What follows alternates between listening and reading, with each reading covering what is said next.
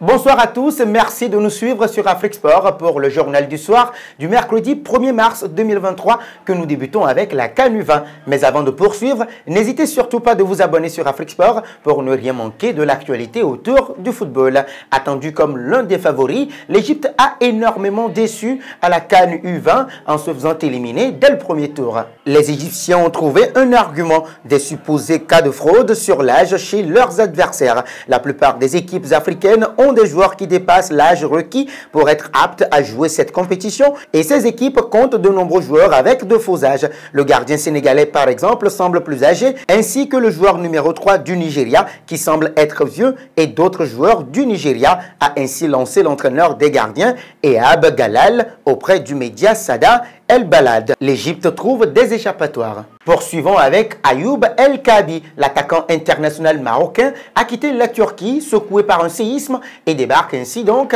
en Arabie Saoudite. Depuis le séisme du 6 février, le club d'Atiaspor basé à Antioche, ville meurtrie, a annoncé qu'il ne reprendra pas la saison et les départs se multiplient au sein de l'effectif au cours des derniers jours. L'international marocain Ayoub El Kaabi, 29 ans, a rejoint l'écurie qatari d'Al Sadd jusqu'au terme de la saison.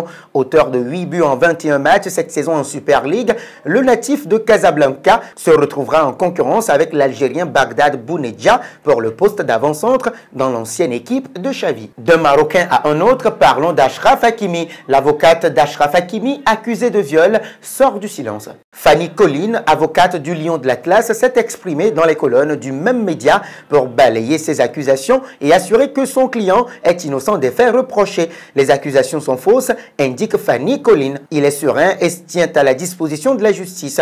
De son côté, le Paris Saint-Germain s'est rangé derrière son joueur. Le club est au soutien du joueur qui a fermement démenti les accusations et fait confiance à la justice. Le PSG est une institution qui promeut le respect sur le terrain et en dehors, a déclaré une source au sein du club aux Parisiens. Parlons du Cameroun. Rendu à sa 15e journée, le championnat du Cameroun pourrait connaître un arrêt le week-end prochain.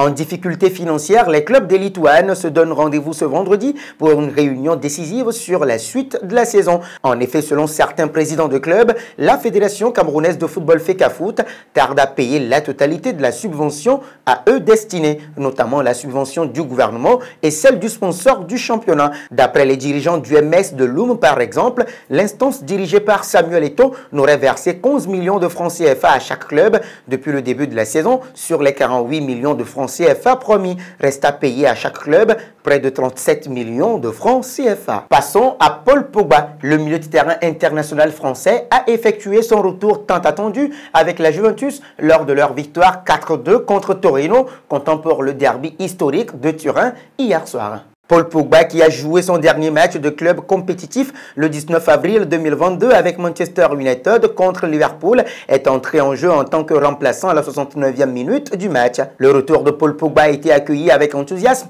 par les fans de la Juventus qui lui ont donné une chaleureuse ovation lorsqu'il est monté sur le terrain. Pogba a été absent depuis longtemps pour la France et la Juventus cette saison, manquant la course des Bleus jusqu'en finale de la Coupe du Monde au Qatar. Le Français est revenu à la Juventus l'été dernier après une période de 6 ans à Manchester United. Terminons avec Kylian Mbappé, très en forme avec le Paris Saint-Germain, que ce soit en championnat ou en Ligue européenne des champions.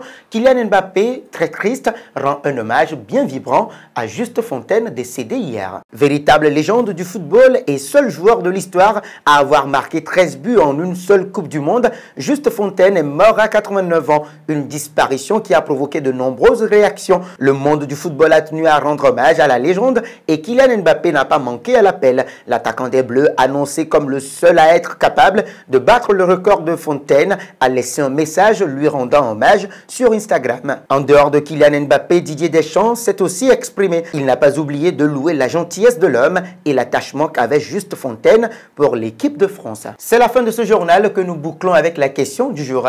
Kylian Mbappé peut-il battre le record de Juste Fontaine? Vos réactions seront attendues en commentaire. En attendant, n'hésitez surtout pas de vous abonner sur Afrique Sport pour ne rien manquer de l'actualité autour du football.